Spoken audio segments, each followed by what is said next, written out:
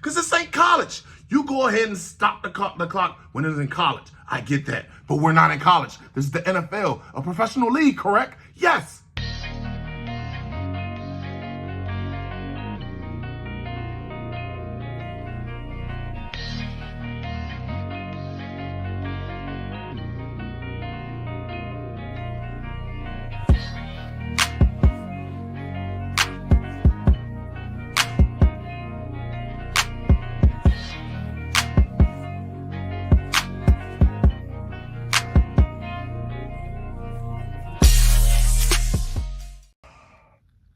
I know I have to do a review on the game, but please let me regain my composure right now. Let me just start off by telling you I am having the time of my life here in New Orleans. I definitely will be coming back the next time that we have a game down in New Orleans. It is hands down the best time I've ever had away. And I've been to Philly, I've been to Jacksonville. Something about New Orleans, I gotta say, it's fucking amazing. I have a video on the way about it, and just stay tuned. But we're here to review the game which took place yesterday. By the time you see this, it will be Tuesday, so just bear with me. Alrighty, so let's start off with some of the woes that took place in this game. Starting off, I feel like the offensive line just was not at the steady pace that it needed to be. And the reason why we missed Tyler Biadasz, I call him Tyler Badass. 8 sacks given up. I can't even remember dude who was actually in there to cover him. And there's a reason why we don't know who he is. Because he's not a quality starting center in this game. In order to play this game as center, you need to be somebody who actually knows what the fuck. You have to be the smartest one on the field next to the quarterback. And not calling a nigga stupid, but I mean, the fuck happened yesterday? 8 sacks. I mean, don't get me wrong.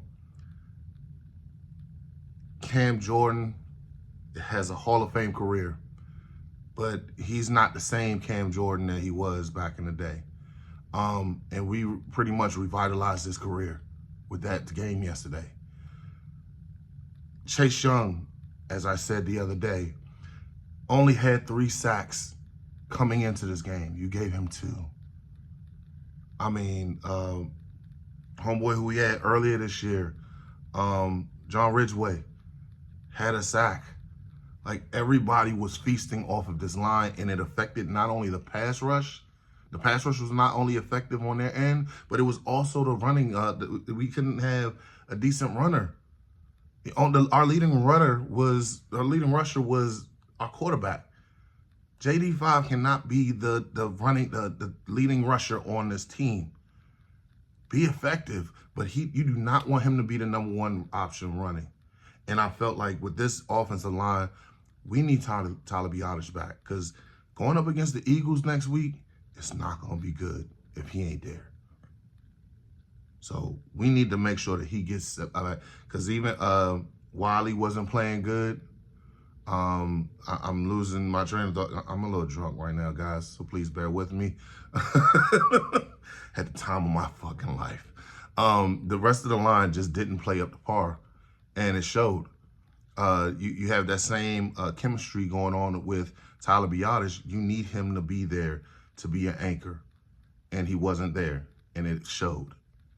But moving on, unfortunately, Zach Ertz took a hit yesterday, and he's in concussion protocol, and we hope that he makes a speedy recovery. I mean, you never want anybody to have a concussion, but at the same time, I'm looking at the rest of our team. This is why I've been saying Ben Sinnott, give him some looks. Now, I've seen that he had some looks in there going on a couple routes and everything, but JD, you're not even looking. Or if you're looking, it's like you don't, to me, at least to me, it feels like you don't trust them enough. It doesn't feel like you trust your other receivers other than Terry. I will say this. I give credit to Jamison Crowder, who came back this week. He had a few catches. He looked like he looked comfortable out there. Even returning kicks, he looked comfortable back there.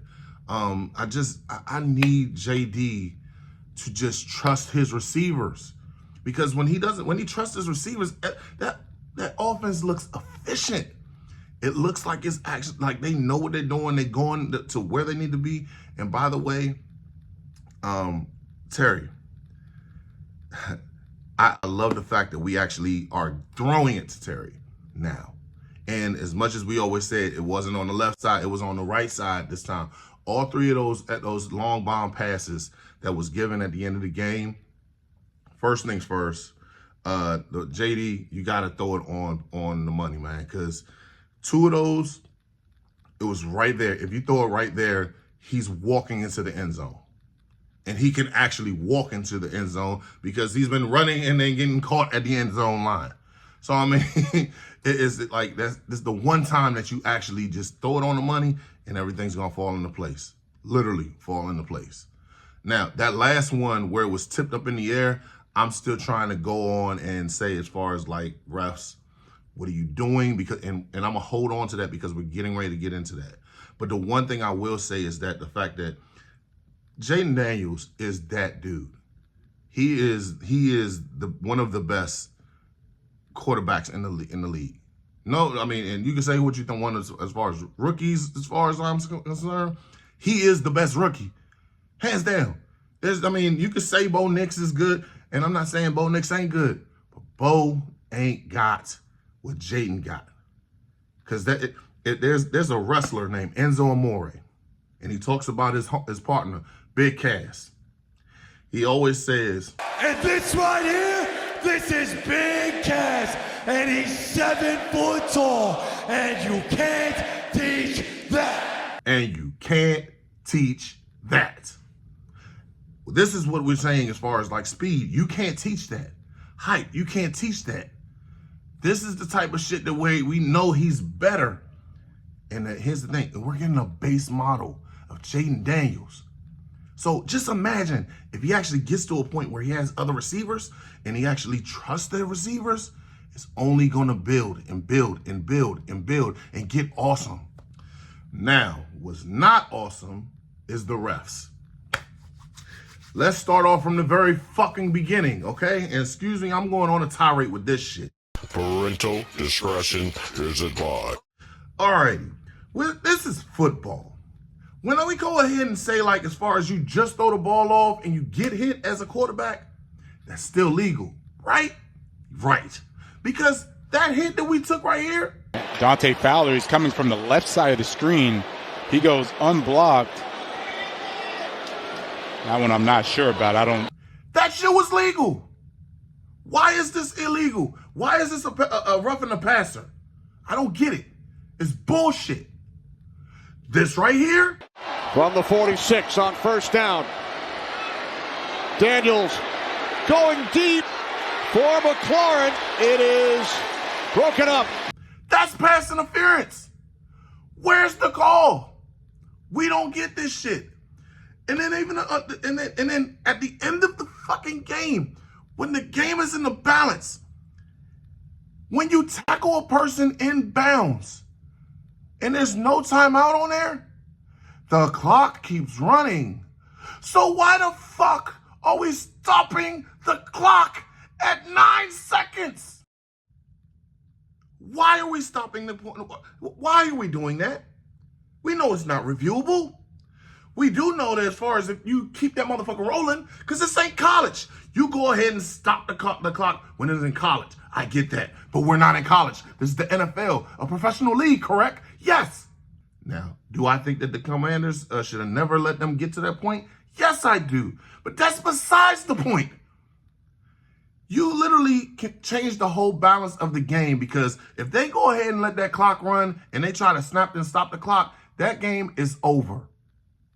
Instead, you give them 3 seconds to go ahead and do whatever they have to do. They score. They go for 2. And to our luck, we stop them from getting a 2-point conversion. We win the game. But still, that's not good. And then what's the response that we get? By Hockley, the head official? Oh, a mistake was made. Well, what happened in there? Yeah, we weren't supposed to, he wasn't supposed to stop the clock. Okay, so what's the ramifications for this? We were just supposed to let the clock run, but we didn't. What the fuck is gonna happen with this shit? Because if we would have lost that game, that fucks up our whole entire season. And I'm not even talking about for us, the Commanders. I'm talking about as far as just, what if that shit happens to another team? It messes up everything that you worked your ass off for. I've seen this shit before. Refs needs to be held accountable for their fuck-ups. Because when the players and the coaches fuck up and we call them out, they get fined. You can't talk about them, but the refs don't get what they get their ramifications is what they go ahead and get they don't play, they don't get the Super Bowl or any playoffs. That does nothing for us. I mean, it does something, but it does nothing for us. Fine them motherfuckers. Fine them. They make a good amount of money each year, and it's a part-time position too. Fine them. Some of these motherfuckers are lawyers, security, or have their own business or whatever. They need to be held accountable for their actions. But I digress. We won. I go back home tomorrow. Everything's gonna be good. We're gonna prep for this whole entire Eagles game this week, cause we need to beat them motherfuckers. Like, and if we win this game, we go into, I think, the playoff situation as far as with us. If we win this game, then we can go on about, we're in the playoffs. But I think if Arizona loses their game or Seattle loses their game, I think that that drops them and we get in. But I want to beat the fucking Eagles. We on get back. First of all, we can't let that shit happen. What happened in this game earlier happen in next week's game. Put your foot on their throats. Stop playing with your fucking food and end this fucking game. That's how I feel about this whole entire situation and how we need to go in here playing this game next week against the Eagles. But hey guys, be on the lookout on the channel. I have I'm currently working on the video footage for the whole entire trip down here to New Orleans. I had a great time. I recommend that people go ahead and actually take the time out to come to these games down here. Go on the road, especially a place like New Orleans, because I had the time of my life. I met a few friends down here. I met Rally Captain. I met Road Warrior. They had a great time. I had a great time. I actually met some friends down at, from back at home and their family. So, and a whole bunch of other people while we were out on the road. So yeah, I recommend if you get a chance, go on these road trips. I had a ball. I know you will have a ball. And knock on wood, I'm 3-0 on the road, baby. Anywho, be sure to like, share, subscribe. Thank you for watching this whole entire video. I appreciate it. And until then, guys, left hand up. Who are we? The Commanders. Peace.